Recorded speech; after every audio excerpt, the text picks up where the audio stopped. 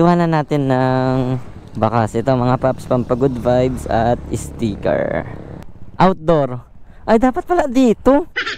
No? Huh? Dapat ata pala dito ko iniwan mga paps, oh.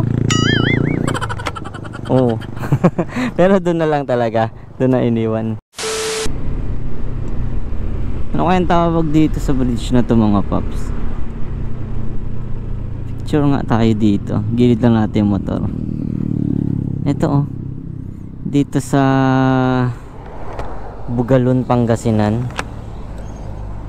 Pero syempre mga paps, bago tayo magpa-picture dito, ito, Bugalun, Pangasinan nito mga paps. Tama ba? Bugalun? Iwanan natin ng bakas. Ito mga paps, pampagood vibes at sticker. Oh, lakad lang tayo ng konti dito.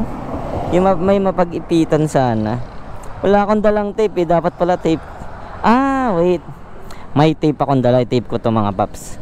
May tape ako eh. I-tape ko na lang para madali. Ang hirap magganap ng pag-ipitan. Ang hirap magganap ng pag-ipitan.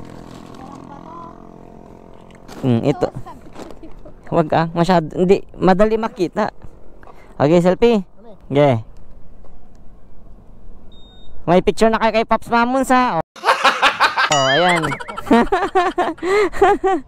Tinape ko na mga paps na wala akong mapagsiksikan. Kaya dito na lang ito. Sa walang pintura. Ito. Kit ko dyan. Yan. Oy, huwag matatanggal. Yan mga paps. Yan, di na matatanggal yan. So, dyan ko dinikit mga paps. Dito sa may bridge mga paps, puro bakal. Parang sa Zambales lang yung Lawis Bridge. Paano masabi? Pero mas maraming bakal dito. Uy, ramdam mo yung uga pag may dumadaan talaga dito. So, good luck sa lahat ng maghahanap dito mga paps. Shoutout sa inyo. Outdoor. Ay, dapat pala dito. No?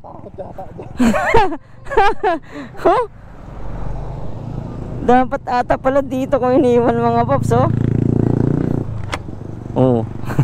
Pero doon na lang talaga. Doon na iniwan. Ano ito kaya? Private property kaya to? Ay, may butas doon pababa eh, oh.